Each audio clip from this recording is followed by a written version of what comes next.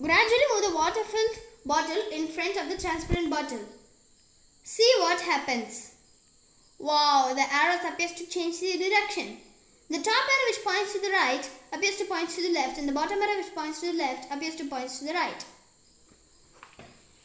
This happens because of refraction of light. Refraction of light occurs because light bends when light passes through different mediums such as plastic and water.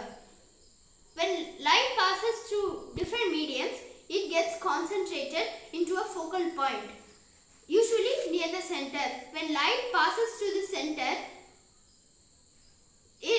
the rays cross against each other and causes image to appear reversed.